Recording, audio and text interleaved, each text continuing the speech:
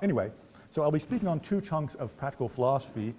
One is the problematic of reasons for action, or as we call it, normative reasons for action, or reasons on the one hand for action and choice, as opposed to reasons for believing something, for example.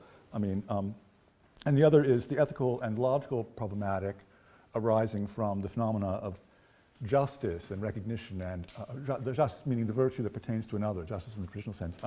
Various problems that arise there, and I want to bring them together, and in particular with, as I'll say in a minute, the topic of the explanation of action. Now, one hope of ethical theory is to exhibit, my pious hope, one hope of ethical theory is to exhibit the wisdom of the just human being and the rationality of particular just acts, the keeping of a promise to someone, for example, or departing from some course of action when it emerges that it might kill another.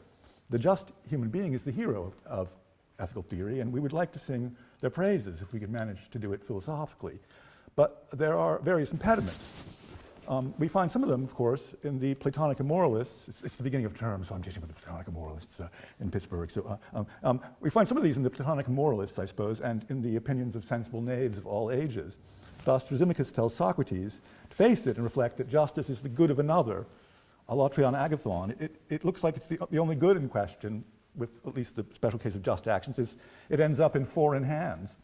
It thus cannot reside in the act itself or in the agent.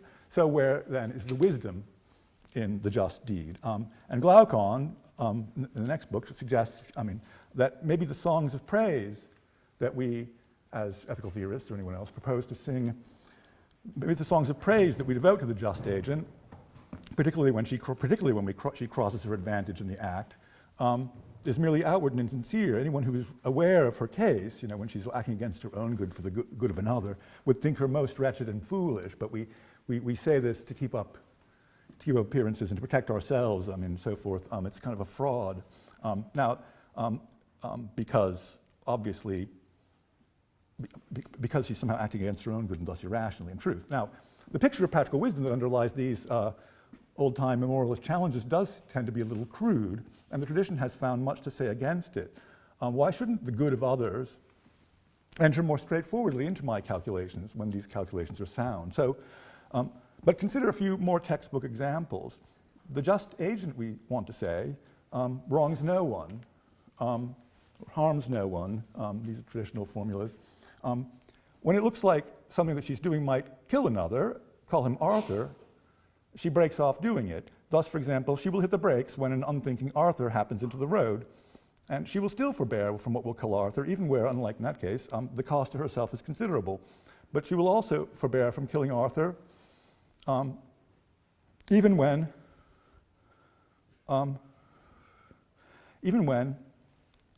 she will also forbear from killing Arthur, even when she might hope to save 5 other people, as she might, for example, by harvesting 5 of his vital organs and distributing them for transplant into others.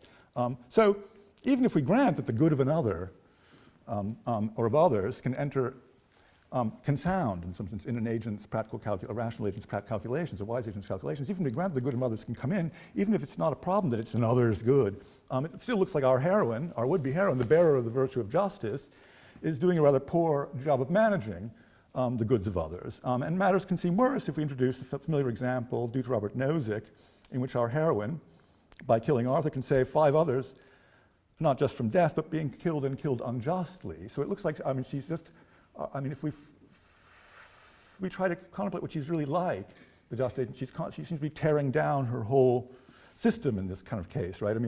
She will not do it. Is she somehow possessed by Arthur?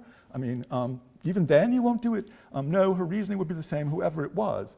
The crucial point here is that the considerations of justice, as you might call them, it might kill Arthur, so I can't, or I promised Meredith, so I will. The considerations of justice operate pairwise and somehow link me directly with the other person, so that, considerations about, my own good and other people's goods and so on and so forth are controlled by this somehow.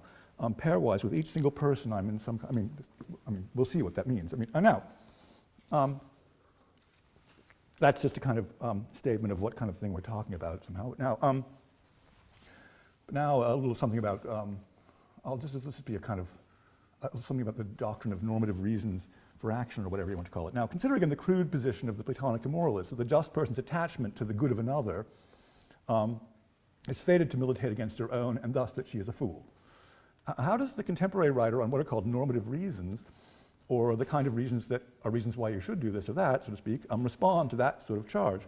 I mean, I should say, I go for this. I say, well, I talk this way all the time. Now, the first point is that the first point that will be made is that even the immoralist, and this I think is true of the typical great immoralists like in Plato or other writers like Nietzsche and so forth, is operating with the conception of the genuine reasons why someone should do something. They're operating with that idea, and the immoralist can express herself perfectly adequately in this jargon.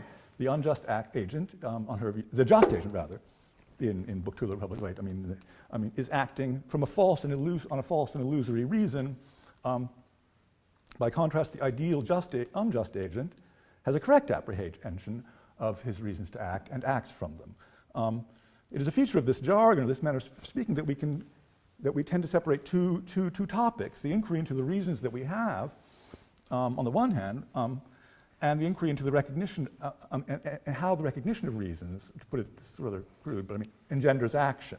The immoralist can share his account of the way in which the recognition of reasons engenders action, or whatever we call it, the way we act from recognition of reasons. That idea will be the same in common between the immoralist and a more high-minded defender of justice. They can leave that topic aside in their dispute for action theorists and moral psychologists. Their dispute is over the substance, the content of the reasons that we have. When things are put this way, it can seem then that when things are sort of frozen in this way, then it can seem like the immoralist, like someone like Lysimachus or whoever, is merely dogmatic in tying all the reasons that an agent has to their agent's own good. Our thought, which we certainly have, that one shouldn't, say, kill Arthur in order to improve one's chances of winning the lottery, or getting into medical school or something like that, our thought that one shouldn't, I think that one shouldn't kill Arthur in order to get into, no, you shouldn't, it might kill Arthur. My thought that one shouldn't kill Arthur is directly about the reasons that you have, and militates directly against the theory that would just declare these reasons all to pertain to one's own good. So the immoralist is in a dogmatic position, asserting something about reasons and good, but we all say the opposite, so why not go with what we all think anyway, so to speak. Now, all of this turns on the thought that there is a univocal conception of a normative reason for action, and a single capacity to act from recognition of one, and that these are things that the disputants share. But it seems to me that the phenomena of justice militate against this conception. There isn't one univocal idea of a normative reason, some of them being reasons for taking account of others. More importantly, there isn't a single univocal power to apprehend these reasons, and this is because the form of explanation, or if there is, I should say, if there is a univocal, this is what I should say, it's funny, I didn't think of this. If there is, then there is no justice. This is because the form of explanation of individual just actions is distinctive and irreducible. It may be, indeed, that it is a little too distinctive and too irreducible, and involves things that are difficult to accept and comprehend. And if that's right, then perhaps we can represent the immoralist not as an immoral dolt, who cares only about himself and so on and so forth, but as skeptical in a more familiar philosophical sense. Now, in any case, my argument, which is not, I've mentioned all these grand themes, but it's going to be rather more narrow than that as soon as I get to the business. In any case, my argument will turn on the explanation of just action. For example, the form of explanation that exhibited in my title, she did it because she promised Meredith she would. There we have two things, two thoughts are linked. She did whatever it is, she walked across the street, or mowed the lawn, and she promised Meredith she would mow her lawn, and we say she did it because she promised Meredith she would mow the lawn. I think it is only in the form of explanation of action, and not in saying she has reason to do this and so on. So it's only in the form of explanation of action, and this form that, and the right cases, that the distinctive character of justice reveals itself. Now, so I'm going to talk quite a bit about just different forms of explanation of action and impose a kind of, it's very simple-minded, a kind of barbaric, but I think correct, kind of classification that I tried to defend elsewhere, but and I'll mostly just go through this by discussing these tables in a second. But in any case, a human being now A human being, like any material substance, is at any time likely to attract descriptions in the present progressive. For example, here one is casting a shadow, on the rocks. She is casting a shadow on these rocks. Here another is bleeding. She is bleeding. And here another is putting a kettle on the stove. Or maybe it's the same one who's doing all three. And now this one is sleeping, we might say, or shaking in fear, or doing poorly in graduate school, and so forth. And all of these statements, if they're true, we formulate or record a process of which the agent is subject, and where it all comes to fruition, an event of which the agent was subject, Now, we might make any number of distinctions within this immense body of truths about what's up, whether for philosophical or other purposes. Now, Anscombe has taught, D.V. Anscombe has taught that, in particular, we can isolate the descriptions of intentional action from this wider class by their attracting a certain sense of the question why, which she attempts to delimit in a series of sections in her book Intention. The whole enterprise of isolating this class with this, and isolating the question why that marks them out, that gives them the right shape, and so on, was, I think, not meant as a definition, to give a definition of intentional action, that intentional actions are actions subject to a certain sense of the question why. This is not meant as a definition or as a metaphysical elucidation or a declaration of the essence of intentional action, but it simply is a preliminary isolation of the material. I mean, if her book Intention contains something like a real definition of intentional action, it seems to be arising closer to the end in the discussion of practical knowledge in her special sense. Intentional action is what arises from such knowledge and is known in it, and you're knowing what you're doing. It's only when the phases of what you're up to arise from your knowledge that you're doing that thing, making an omelet, say, or building a hut, that it's an intentional action somehow. That's something like that. Her theory of practical knowledge is, of course, extremely controversial and difficult. But the idea of beginning the inquiry by thinking through the forms of explanation of action is, I think, a good one. So now, the sorts of explanation of action at issue here are, of course, reasons explanations, or explanations by reasons, in some ordinary intuitive sense. But Anscombe's context forbids her to take this for granted. I mean, sure. I mean, when I ask you, why are you doing Anscombe's, this is the sort of the scene in Anscombe is always that you see someone doing something, right, and you somehow know by your observational power, oh, look, she's flying, and you approach them and then address them in the first person, saying, why are you doing A, the thing I see you doing? Why are you crossing the street? Why are you moving your hand up and down, and so on and so forth? And then you bring yourself into you can't comprehend it, you need more, you want more. But in this peculiar case, instead of going to a scientist or whatever, you go to the subject itself and address her in the second person and ask, why are you doing this, in anticipation of the true account. And somehow this is what's sort of distinctive, she thinks, of the intentional action, or it's an effect of what's distinctive anyway. Now, the explanations of action to which Anscombe devotes most of her attention in the main body of Intention are the form, as we might say, or they could as well have been expressed in the form, X is doing A in order to do B, I want to say. They're all teleological, as you might say, in character, or to putting them in question and answer form, I might say, why is X doing A? Well, to do B. Or I can put them in the first person by saying, I might just say to you, look, I'm doing A in order to do B. I mean, I'm breaking eggs in order to make an omelet. Or if you ask me, why are you breaking eggs? I might say, to make an omelet, and so on. Or, now here, now here I will,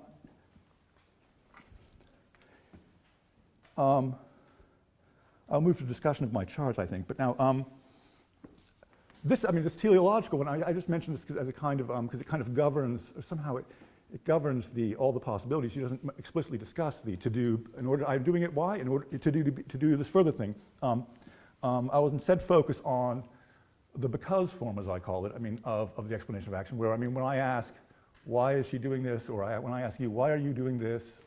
The answer takes the form because such and such. And then because I want this, or something like that. And then I'm thinking, if we go through all the cases in Anscombe, we see that there are mergers, or just in common sense. It's not. there's a kind of system of the simple cases. I mean, a system that covers an immense variety of cases, though it's rather narrow and restricted. And I sort of tabulate these on this. The first table on your handout, which appears in the book I wrote about this. But in this form, I mean, the things in the left column. So in any case where I say, for example, I mean, the things on the left there are the things the actions being queried. Why are you doing it, or why is X doing it? Why is X doing A? And then the things on the top are in some sense the things that certain things that might be given an explanation of what they're doing. This is why are you breaking that egg? Well, I'm making an omelet. Is in the upper left-hand corner here. I mean, it's an explanation of what someone's doing in something more in terms of something more inclusive the person's doing. Other cases, though, are, for example, why are you doing that thing? Well, because I want to do this further thing later, and it sets up the conditions and so on and so forth. And similarly, but I mean, anything that can be given in this, on this tape, what's peculiar, this covers, I think, for any case where we can say he blah, blah, blah, in order to blah, blah, blah, will be in one of these 16 forms in some sense. He, a, in order to a, will be in one of these 16 forms, or something like this. I think if we put them down this way, we see that there's a kind of, I mean, we separate out two facts on the one hand, the description of the thing the agent is doing or intends to do, and then another proposition which represents the sort of explainer, the explaining thing. But we notice that in these simple cases, they have the same form. And this, that is to say, anything that I give as an explainer can also itself prompt the question why. It has the same form of the things on the left here, right? And so I can say, but why? In fact, whenever an answer to the question why is because I want, is of the form I want to do B, or I am doing B, or because I intend to do B, and so on and so forth, it's always possible and legitimate to ask why do you want to do B, or for what, or to what end do you want to do B, or for what end are you doing B, and so on and so forth. We never, with these categories, escape this sort of little table. Now, so I mean, now.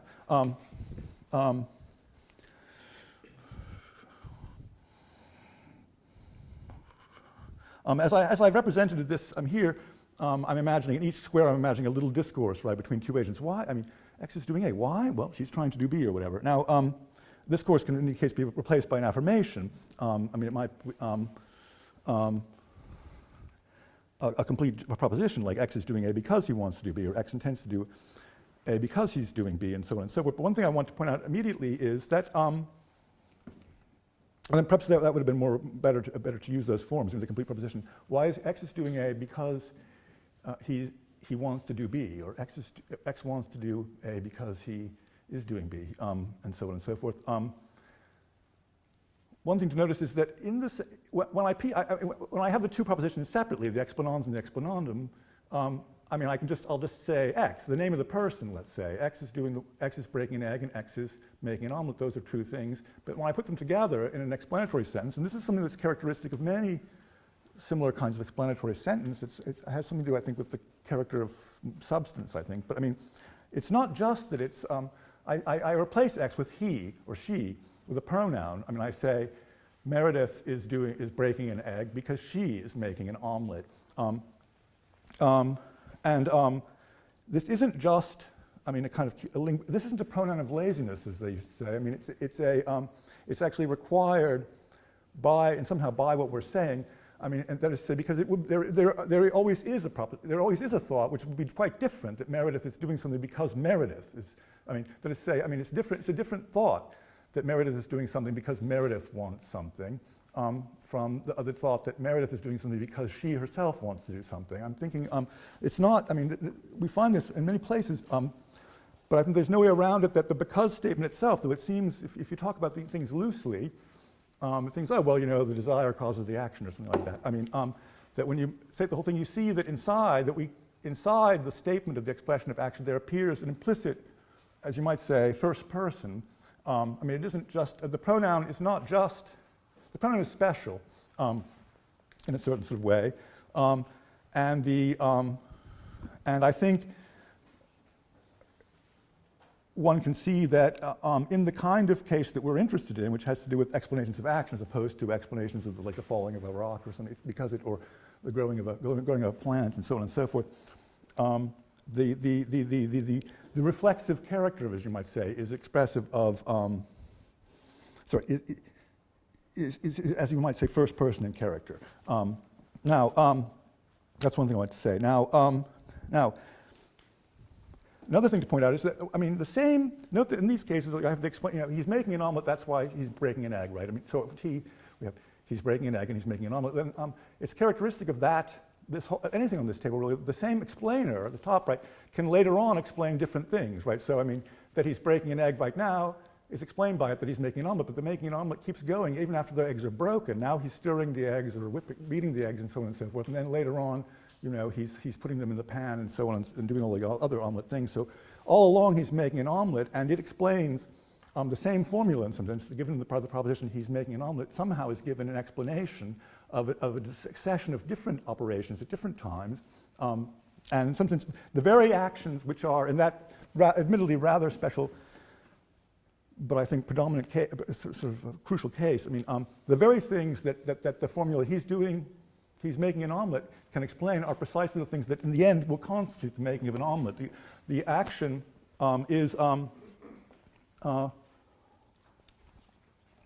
mean, the phases of the action are explained bit by bit through the whole in some sense, or through the anticipation of the whole, and if it's represented in prospect.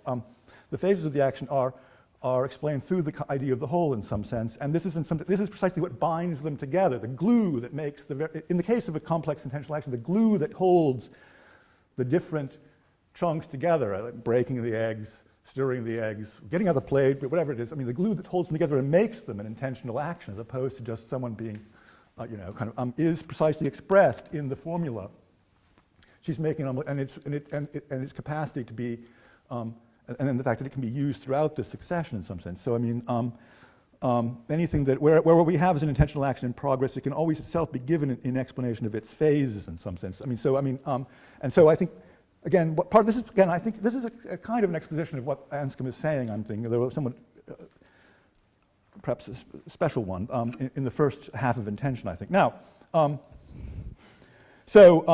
The action itself on this view then is a kind of it's a typical complex action is itself as you might say, a practical exercise of the concept of the whole in some sense. Now, one thing I want to say with that, though, is that, I mean, I think that for Anscombe, this is kind of barbaric, I mean, whatever, or for my perversion of Anscombe would say, I mean, in some sense, I mean, the topic of intentional action, just really grasping what's going on with that, is at the same time grasping the peculiar form of unity of many actions in an action in some sense. Seeing how a number of actions can be an action somehow is grasping is some sense the crucial element in grasping the category of action to begin with. It's a kind of, so I mean under the heading of intentional action, we have to do with, as instance, as a form of description of events or a kind of unity of events, a unity that can be found in events that's governed by a concept somehow. Now, I think that if one could sort of formulate this sufficiently abstract, this is important for what I'm going to say later. I mean, if we could formulate this sufficiently sort of abstractly somehow, we would see that in the case, for example, of collective action or acting together, or shared cooperative activity or taking a walk together, this kind of familiar topic of the philosophers, right, is already in a sense covered in this case. I mean, often philosophers, when they're talking, partly I want to rest it because I think it's very easy to be confused later on when I'm talking about justice. People say, but aren't you just talking about collective cooperative action or doing things together or something like that? Isn't this just we thinking or something like that? It's the opposite. No, it couldn't be much more. This is very difficult to overcome this confusion. In any case, I mean, I think the general philosophy of action executed at a sufficiently abstract level would at the same time contain in some sense the form of many people's acting together, cooperative in a single operation. I mean, and the worry of philosophers, which I can't say I'm against, or I mean, I share it or whatever, that, you know, in a certain kind of literature on collective agency and acting together and so forth, that one tends to produce a group mind, and that's really freaking me out, that's really weird, that's really, we should get rid of that sort of thing. I mean, maybe that's right. The trouble is that the very same trouble arises in the case of every intentional action. The unity of diverse and separate actions at different times is built into the category of action to begin with. I mean, how the devil does someone manage to construct, you know, a single sort of explainer? How how is it that the breaking of the eggs, which is over and done with, and the stirring of them, which is coming in a second, I mean, are the same? How could there be a group action somehow, or whatever? There ought to be a mystery about that I think we're failing to see. I mean, people who worry about the shared action or whatever the hell, but don't worry about this, are simply dogmatic. I mean, I think if you could, if you saw it correctly, you'd see that either they were both impossible, or you'd start thinking about ways of seeing you'd see that both of them need to be. So there's an abstract category, and these are ways of materializing it. Now, it might be that there's no way to materialize an action that would operate across many agents, but I mean, the fact that it's a kind of concept-governed process makes it kind of obvious that this shouldn't be such a bad, just as I can write the word, to take Davidson's example, I can write the word action here, A, C, okay, I'm writing the letter C. Y, I'm writing the word action, that's why. And so also, the football team can write action, sorry, this is my example.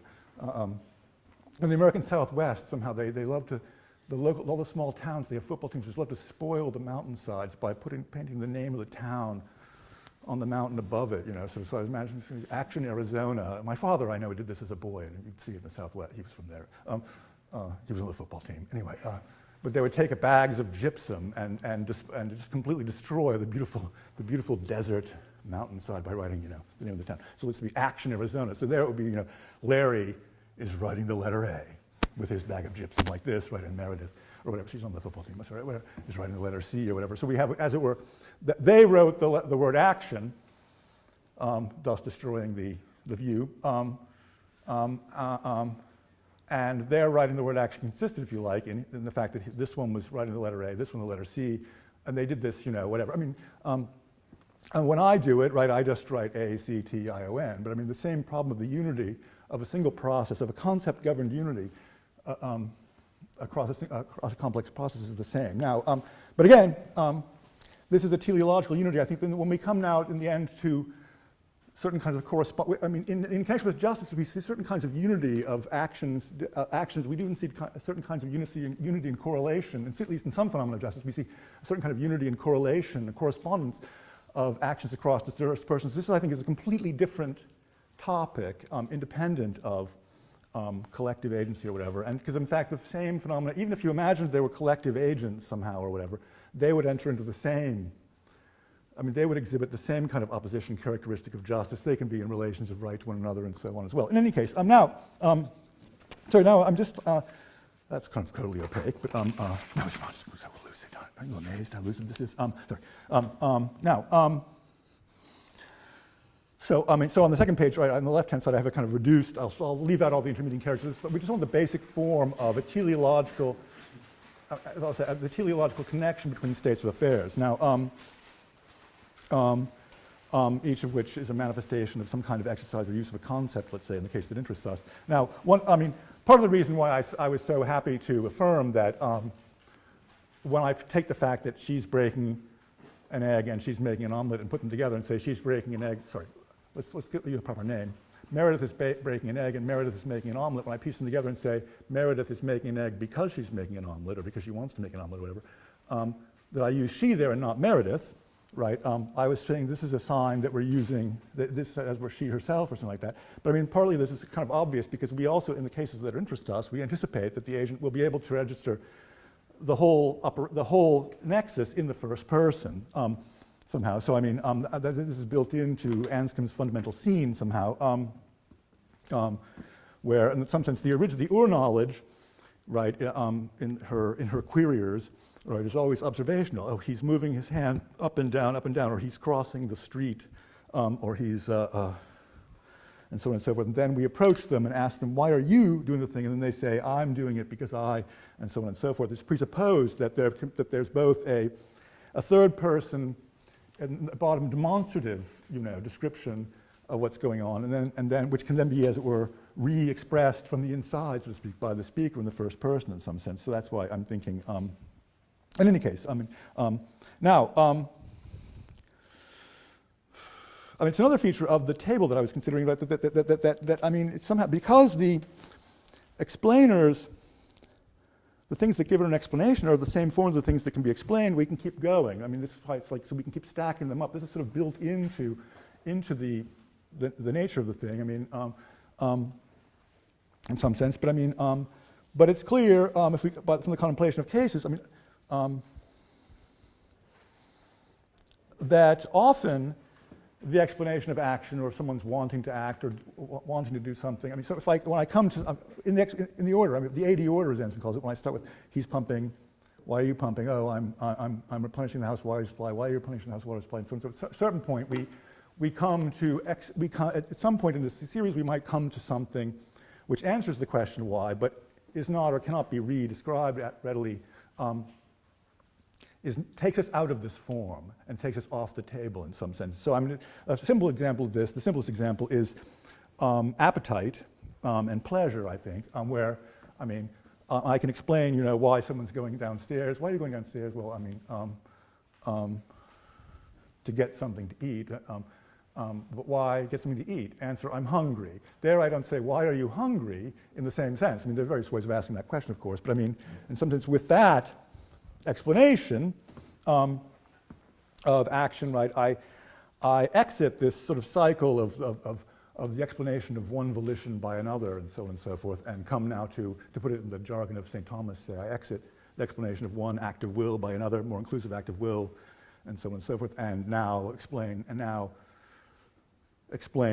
an act of will by an act of sense appetite, as he says, hunger, let's say.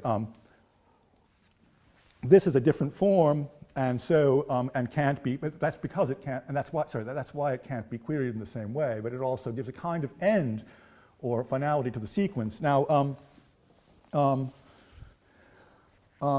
most of these cases, we might then, if we were trying to set up a kind of general tabulation of the forms of explanation of action, we might begin with this kind of Anscombe's, or my forcing it into Anscombe, but my little square of forms of explanation of action in terms and intention and wanting, in terms of action, intention, and wanting, and then next to that, something that sort of stops the sequence, an explanation by appetite, say, or sense appetite. This is basically Thomas Aquinas, I suppose, and I'm really,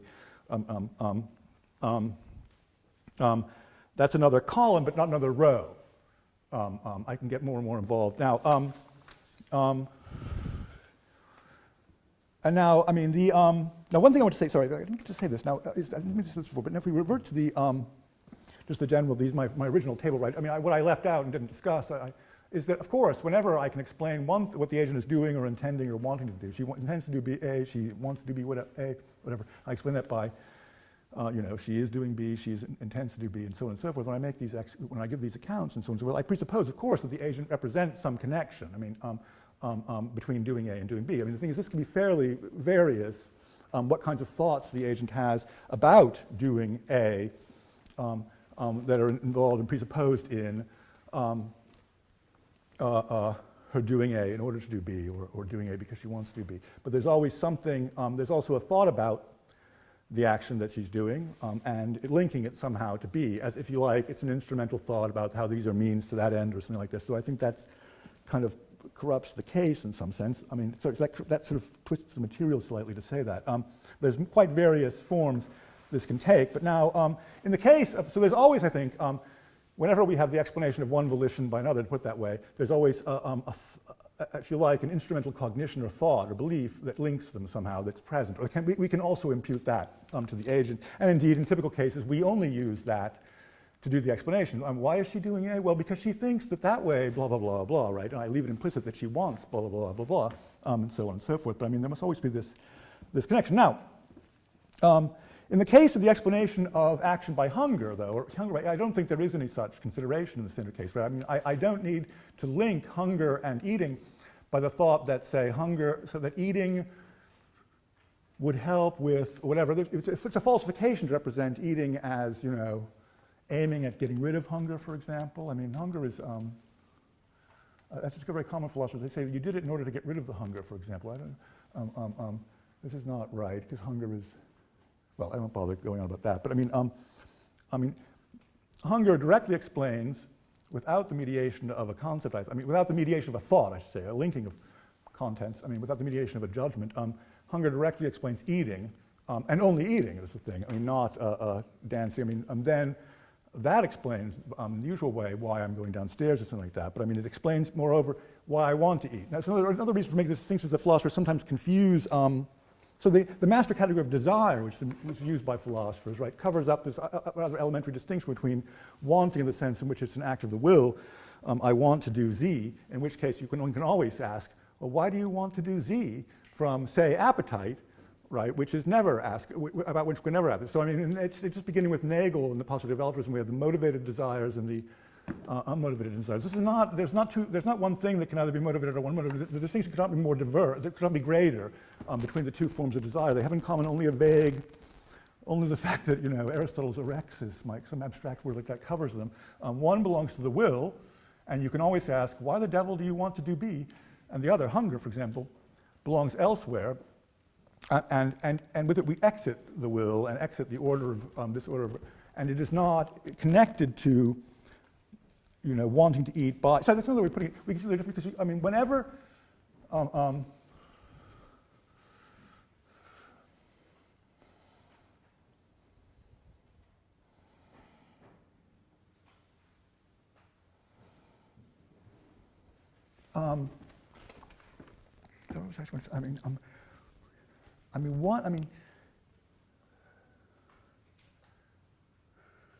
if hunger can explain action, it follows, according to the way I interpret it, that hunger can explain wanting. It explains. Whatever can be explained by whatever can explain action, at the same time will always, in each case, explain the wanting, which is thus different from it. And that explanation, it might at first just explain why you want to eat something, say, but later on it will explain the actual eating itself. So they must be separate because they have different kinds. Well, anyway, okay.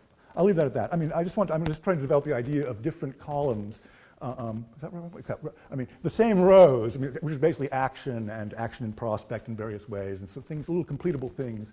Oh, I want to get across the street. I want to get to Paris. I'm making things that you can be over and done with, and then certain forms of explanation of them. There's one form of explanation which is sort of recycling, and then there's other columns. And these, I think, if we could get clear on the initial sort of square of forms of a table of forms of rationalization, right? We would get clear on some abstract category of agency in general, but when we recognize, and so whenever we bump into when we impute agency to a thing, right, we're seeing these possibilities written into it somehow, as it were, a part of its soul, so to speak. And so now also when we see that hunger, in this case, produces a new column, right, we're seeing that there is, as you might say, an at least Humean practical psychology present there, where actions and so forth can be explained by passion, by appetite and passion, and so on. So this is a rather restricted case. Now the case that we're interested in is different, right? But it also, I think, takes us outside the space of. It takes us off the table and generates a new column, namely the explanation of action that, as it were, comes under the heading of justice. So I would just take as a model here, someone's doing something A, why? Because she promised Meredith that she would. Now, in this case, I think it's natural to say that, I said before that whenever I explain that someone's doing something because of some further thing that they want to do, then there's a consideration that links the A, the breaking the eggs, with the further thing, making an omelet. And in this case, I think it's natural to say that, of course, there's a consideration here, our thesis, the thought about A, doing A, in the light of which our heroine acts, is that she promised Meredith she would do A. Whereas in other cases, right, at least one of the thoughts about breaking an egg, in the light of which our agent acts in breaking this egg here and now, is that it's the first part of making an omelet, or it's necessary to make an omelet, or something like that, and she wants to make an omelet, as we say, or she is making an omelet. Here, what she's doing is breaking an egg, say. Why? Because I promised Meredith I would. Suppose she promised Meredith she'd break the egg. I don't know. It's natural to say, and sometimes that's the consideration of the reason. I think this is, when we speak of these things as reasons for action, right, we'll say, then we, perhaps that doesn't matter. I just want to.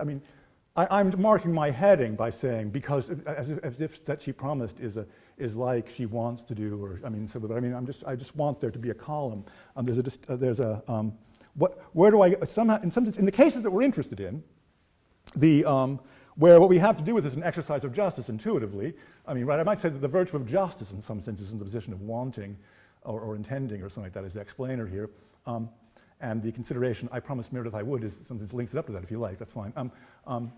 That's maybe I should just say, drop it and say that. That's right, and that's in some sense that's what I am doing on the second more abstract table, figure 5, right? I mean, where I add then something about a column for justice. Here, there's no suggestion that there's no suggestion in this that I mean, in addition to the square tables, I mean, and then these new that there's any limit on the possibilities here. I think that I mean, in some sense, you can, as soon as there's an agent, you've got to have something like this square. I mean, he's doing A in order to do B in order to do C, and then I mean, the same explainer is present again later temporally, explaining. If you don't have that, the idea of an agent collapses, and the idea of a concept governing exercises as being a concept being realized in the world somehow starts to lose its grip if you don't have that. But I don't think so. It's not clear to me that that's analytically that analytically contains, for example, the idea of then there being an ultimate explainer, which is that you like doing the thing, or that you're hungry, or that this can be triggered by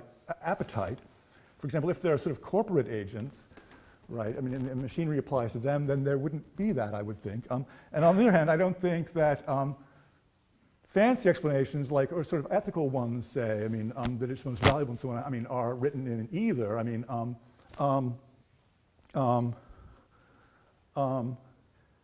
there is no contradiction in the idea of an agent who exhibits the forms of explanation that I was considering, but I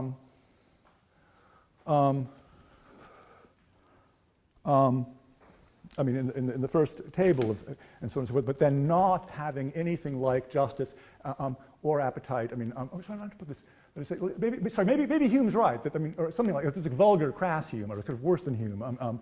That we could have that and then just have some things like appetite and certain crude passions. I mean, so the thing we go around explaining one action, one intention in terms of a further, more inclusive intention and so forth, and the same intention explaining later on, but in the end it all just bottoms out in pleasure and pain and desire, appetite and so on and so forth. There's nothing incoherent in that idea, it seems to me. There's no contradiction present in it. It's a perfectly possible practical psychology.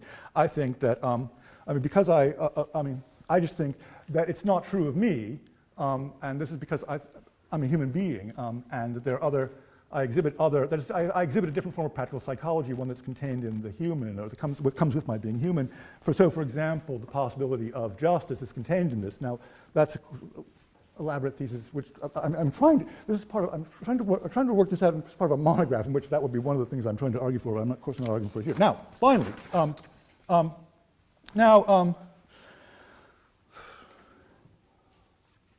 so we're looking to comprehend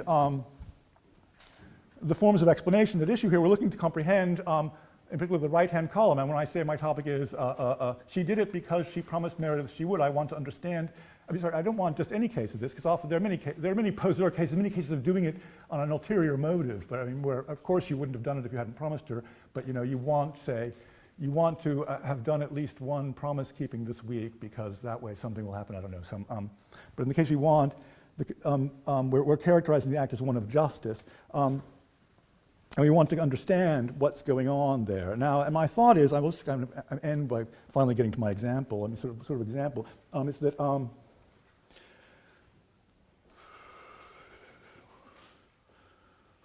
maybe I'll just stop that. I mean, I will now pass to a somewhat different.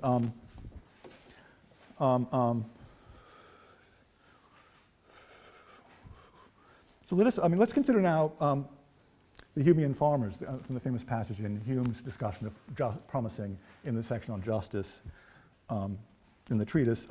Your corn is ripe today, mine will be so tomorrow. 'Tis profitable for us both that I should labor with you today, and that you should aid me tomorrow.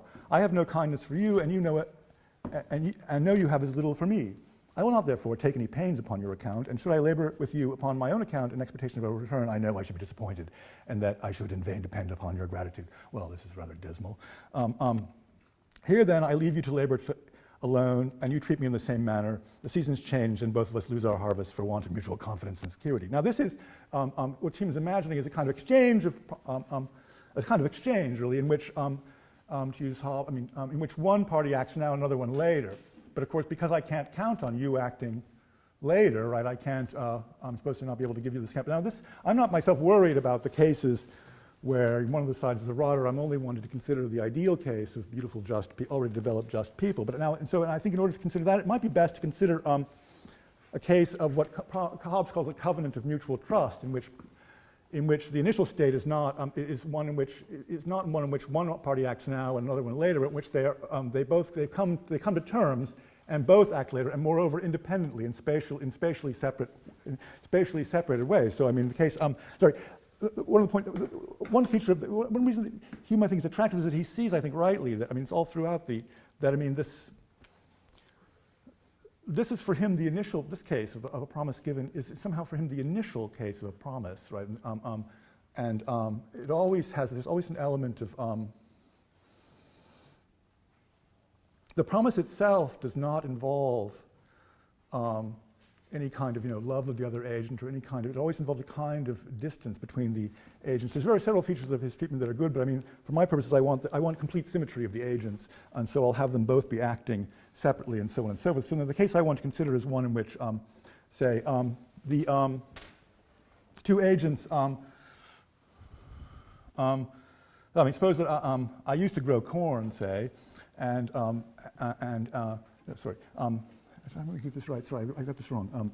I realized I've changed pronouns on myself. Suppose that I used to grow only corn and you used to grow only pineapple. It happens, though, that each of us has reflected that it is better to mix crops because of the fickle markets. And this year, this season, we've come to this. My corn is ripe tomorrow, and your pineapple, we planted them both. And so now my corn, it happens, strangely, that my corn is ripe tomorrow and your pineapples are ripe tomorrow too. But you're the one who's all along been growing corn, and I'm the one that's all along been growing pineapples. So you're much better at harvesting the one, and I'm much better at harvesting the other. So it's profitable for us both then that I should harvest your corn and that you should harvest my pineapple, whatever. So then we might come to terms, and the one who's an expert on the one, each of us has a mixed crop, but the expert on the one goes over to the field of the other, and so on and so forth. Now, so I want now to focus on the. This is the case I want to conclude by discussing. Now, this is I've been working toward it all along. Conclude by discussing. Now, in this case, then we have we have, as it were, three facts in some sense. One is represented here at this on this last page, under the heading of Meredith and George agreed, or whatever. They exchanged promises to the effect that, or whatever. It doesn't matter. Agreed that she would harvest his corn and he would harvest her pineapples. So I mean, here. It doesn't matter how you express this. As well as Wittgenstein, the logical multiplicity of it is fourfold. There's 2 degrees of. We need 2 subjects, Meredith, George, whatever, and then we need 2 actions: harvest pineapples, harvest her pineapples, harvest his corn, whatever the hell. Then we've just got the rest of it is just holding that together. There's no further analysis of this. So that's the phenomenon of the exchange of promises, the covenant of mutual trust, or whatever, and so forth. We need 2 agents and 2 actions, and we have this fact that they've agreed. Or whatever you want to call it. Now, our idea is that should then, now, in the ideal case at least, right, then later on we're going to see if that's what happened. George and Meredith agreed. We're later going to see George harvesting Meredith's pineapples, and we'll also see across on the other side of the valley or over the hill or whatever, we'll also see Meredith harvesting George's corn. So we'll have, we have 2 actions. Now, in each of these I'm thinking, right, is in some sense explained by the promise of the agreement, right, by the terms that they came to in some sense. But now, and this I want to state, it's not, in some sense it's a special case, but I think it sort of brings out something that's latent in all cases of justice. So we've got these things, but now I want, moreover, to give an explanation. In some sense, the explanation of what George is doing here in this end of the valley adverts to the earlier exchange, the earlier phenomenon in some sense, but, and what Meredith is doing over here should advert to the same in some sense. But now remember when I said that when we get an action, when we make a concrete explanation of action, right, I can't recycle the proper name. This is rather superficial. I can't recycle the proper name. George is harvesting. Well, I can begin by mentioning him in the statement of the action that's under question, right? George is harvesting Meredith's pineapple. I wonder why. George is harvesting them because he agreed with her that such and such. Now here I'm thinking, right, so I can't, it would be quite different if I put the word George there, because then it might be, I don't know, it's hard to imagine, but the case in question, right, is certainly very different from two people doing things. This one's over here is doing A, carrying an umbrella, say, and this one over here is doing something, let's say carrying an umbrella, and then both of them relate to a single fact, or a single fact, namely that there's a thunderstorm today, right? I mean, that's not what this is like, our case, right? Only George and Meredith's actions can be explained by what I'm representing in this proposition. Now, but on the other hand, I mean, but the explanatory relation has to be, so to speak, first. What I want to say is rather crude. But I mean, what I want to say, the explanatory relation explains each of the two, but I mean, the explanatory relation has to be first personal for both of them, and thus I think the proposition. Sorry, as you might say, thus the whatever is happening in George and Meredith agreed, but must in some sense be open into a kind of into an action explanation. That is, if you like, first personal on each side in some sense. So I mean, it will best be the case. So we say this. It's not just an intuition. We actually say I can begin the explanation in either case. I have an explanation of George over here doing this thing, and I have an explanation of Martha over here. Meredith. What am I saying? Meredith. Over here doing this thing, and I can begin each explanation with the same statement of fact without altering its terms, because I say it is because George and Martha agreed that he would do this and she would do that, that he is doing this, that he himself is doing this. It is because, and so now I say, I begin exactly the same, everything is the same until the very end. I say, it is because George and Martha agreed that he would do this and she would do this, that she is doing this. Now I want to say, the he and she in those things are, if you like, first personal. These are genuine explanations of actions, or reasons explanations of this. But I mean, I don't think that this is a case that we can, this is built into that particular case, but I think we can see that by developing it further, this is sort of what I'm trying to do in my aim at a monograph. I mean, all the cases of action in the light of justice or from justice, and some is latently involved. There's all of them involved. I mean, it's a traditional formula that that no one is wronged willingly, as Aristotle says, or that consent of the other, right? If the other consents to what you're doing, tends to destroy the character of what you're doing as injustice or wronging the one. So I mean, but then if we try to represent that, I think we're going to get some similar phenomena, like this one. What is it for someone to consent to someone's doing something? The way in which the first person enters into this, I mean, and the way the nexus of the agents enters into it, I think is the part of is going to be difficult to represent. Now, in any case, let's focus on this though. The explanation of the separate actions of the parties to a covenant of mutual trust. I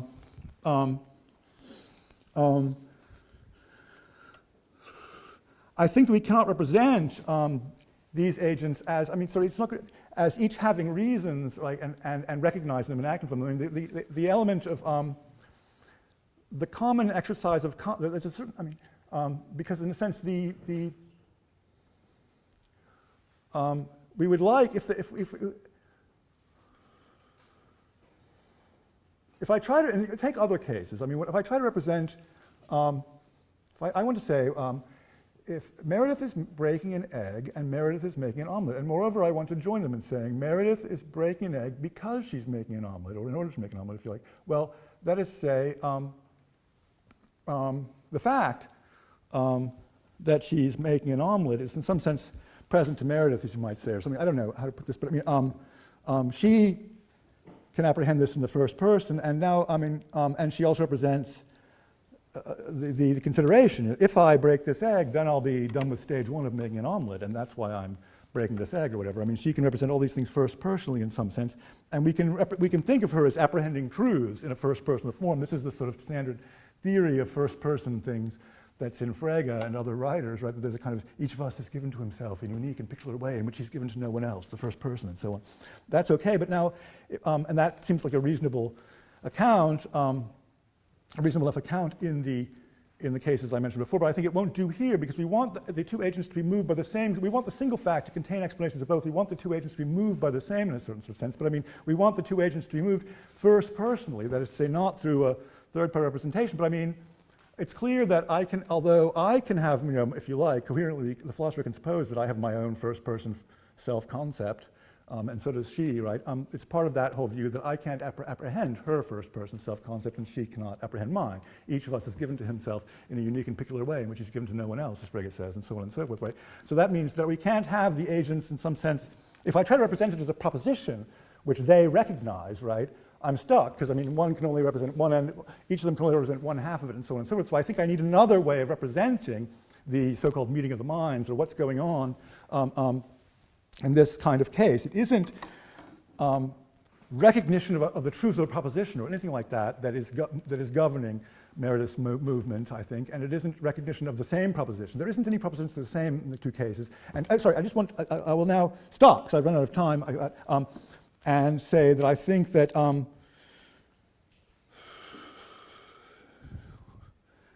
that it will be difficult. That I think we can see that typical cases of the explanation of action that come under the heading of justice involve a very special form of connection of agents, and which can't be just kind of forced into a pre-cut doctrine of agents acting in the light of reasons that they have and facts they apprehend and so on and so forth, because they always, I mean, in this case, right, the apparent fact in the light of which I act and which I apprehend, right, is latently being taken up in the first person by another side in some sense. Or at least that's the way we would have to talk if we insisted on this grammar of recognizing reasons and facts and so on and so forth. I mean, we need some other way to describe these things, and with that, I think, a kind of simple-minded doctrine of normative reasons for action and so on will have to be advanced. I mean, I think that the difficulties I'm thinking of only emerge, again, they only emerge in the actual explanation of action. I mean, these first-personal properties, they only arise in the actual explanation of action in some sense. I mean, the fact is, yes, Meredith and George agreed, right? You know, if you like, and that's a reason or something like that. But that they can't. The difficulties about them acting from recognition of that only emerge in the. Sorry, the difficulties only arise when we come to the explanation in terms of this sort of thing, right? And so I think a pure normativism, in some sense, isn't going to sort of apprehend justice either. I think with that I will stop. Okay, I give up.